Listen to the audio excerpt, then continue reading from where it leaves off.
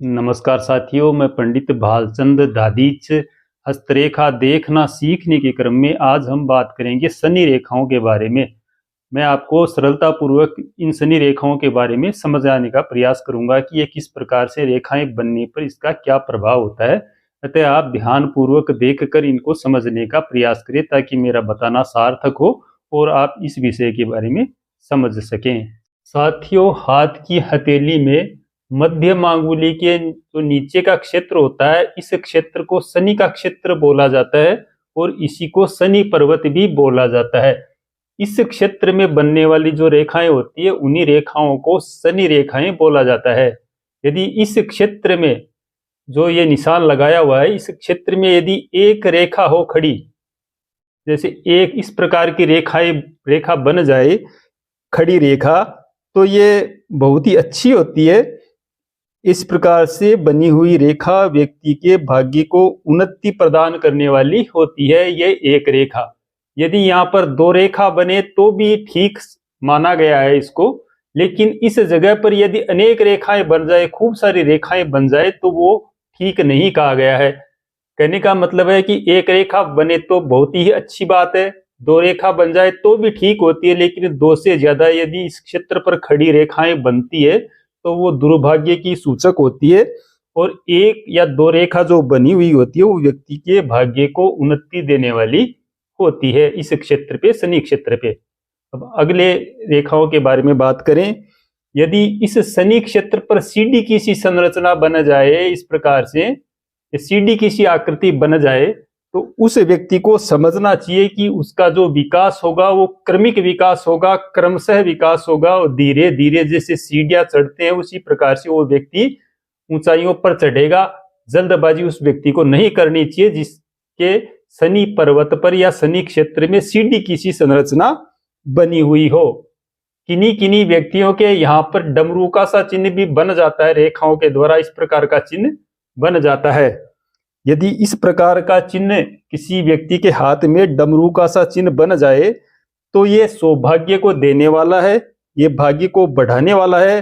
और यदि यहाँ पर ये डमरू का चिन्ह बना हुआ हो और इसके ऊपर इस प्रकार से आड़ी रेखाएं बनी हुई हो, इसको काट रही हो रेखाएं, तो वो ठीक नहीं कही गई है, इनको रोग को देने वाली माना गया है। और यदि यहाँ पर सुंदर स्पष्ट रूप से डमरू का चिन्ह बना हुआ हो तो इस चिन्ह को बहुत ही सौभाग्यकारी माना गया, व्यक्ति बहुत ही सौभाग्यशाली होता है यदि ये निर्दोष बना हुआ हो, बिना कटे पटे।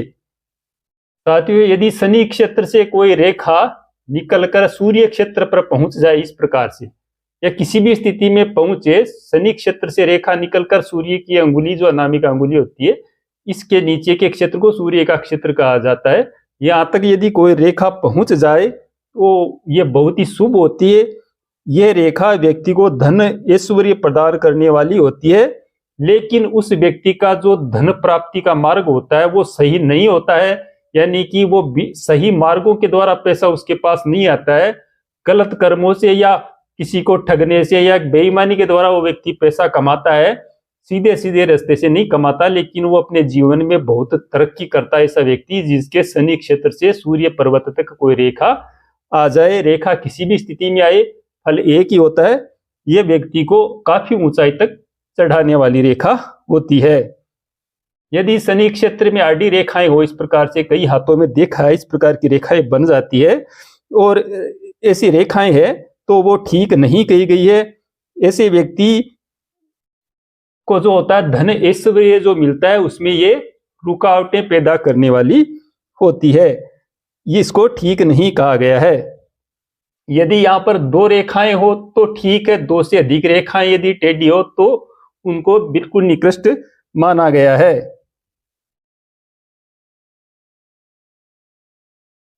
यदि जो मध्यमा क्षेत्र है, शनि का जो क्षेत्र है, इसके मूल में खड़ी रेखा निकली हुई हो, इस प्रकार से एक रेखा हो, दो रेखा हो या तीन रेखा हो, उनको यदि रेखाओं को कोई रेखा इस प्रकार से काटे तो भी इसको ठीक नहीं कहा गया है। जो रेखाएं यदि सुंदर स्पष्ट बनी हुई होती है उनका ही अच्छा फल होता है, यदि उनको दूसरी रेखाएं काटती है तो फल में कमी हो जाती है या विपरीत फल मिलने लग जाता है। यदि किसी व्यक्ति के हाथ में यहाँ पर जैसे मैंने पहले बताया था कि एक रेखा अच्छी है, दो रेखा भी अच्छी है, लेकिन तीन रेखाएं हो या चार रेखाएं हो तो वो ठीक नहीं कही गई है। यदि ये ज्यादा रेखाएं यहाँ पर बनेगी तो व्यक्ति में आलस्य आएगा, झूठ बोलने की आदत हो जाएगी ऐसे व्यक्ति की, और ये निर्धनता देने वाली होती है। मुख्य रूप से इन रेखाओं को शनि रेखाएं बोला जाता है। यदि तीन से अधिक रेखाएं यहाँ पर बन जाती है इस क्षेत्र पर, तो ऐसा व्यक्ति संकालु प्रवृत्ति का हो जाता है। ईर्ष्या उस व्यक्ति में बहुत ही ज्यादा मात्रा में पाई जाती है।